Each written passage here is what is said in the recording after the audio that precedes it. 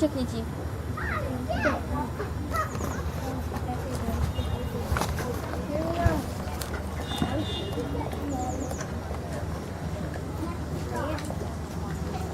Te dobre lody. Co? A jakbyś w aucie, to byś pomarasił wszystko? No. Aha, a pokaż gębę jaką masz czysto. Pokaż się. Ej, to widać, wasze zachowanie widać. Boję.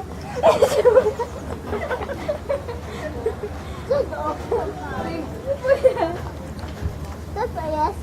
Osa. Dawid, my się osób nie boimy, nie? No. Justa! To nie masz 5 lat, zachowuj się tu. Ale się boję pszczół. Ja też się boję.